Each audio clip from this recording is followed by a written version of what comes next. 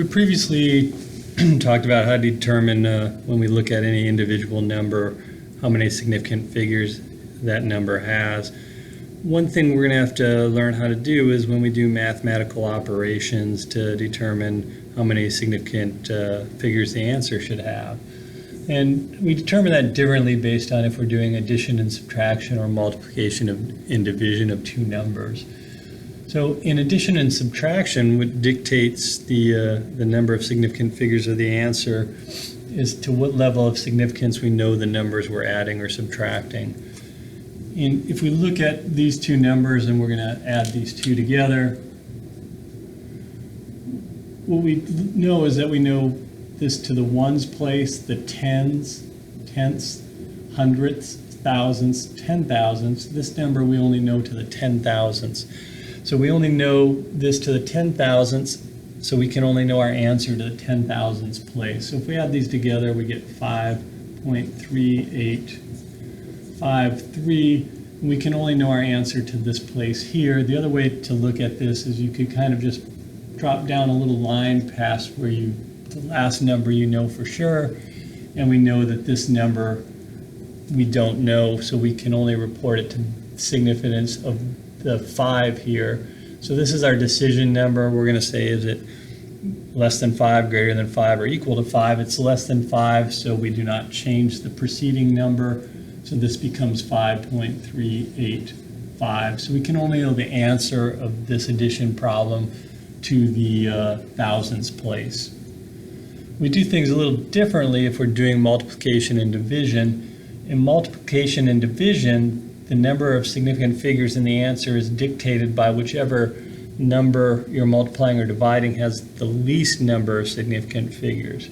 So what we have to do in this case is figure out how many significant figures are in each number. So in 0.6238, leading zeros are never significant, so we have 1, 2, 3, 4 significant figures.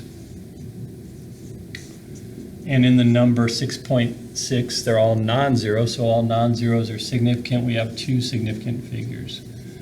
So we can only know our answer to 2 significant figures, so we're going to go out here and look at the third digit, and that becomes our decision point number, and we're going to ask ourselves if that less than 5, greater than 5, or equal to 5. It's less than 5, and so this number remains a 1, so we have 4.1 square centimeters would be that answer rounded the correct number of significant figures. We do a similar thing. Say we're going to do a multiplication problem here.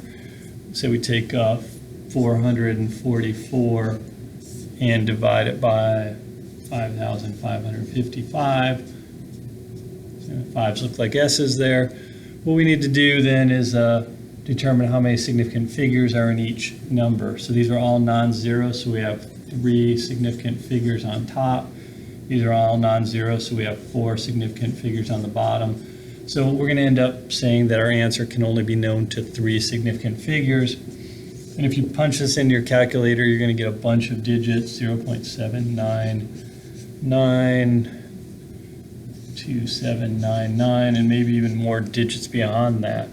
Right, but we have to round to 3 significant figures. So leading zeros are not significant, so this is our first, second, third. So our decision point becomes this 4th digit. We're going to ask ourselves, is it less than 5, greater than 5, or equal to 5? It's less than 5, so this number does not change. So this rounded to the correct number of significant figures would be 0.0799.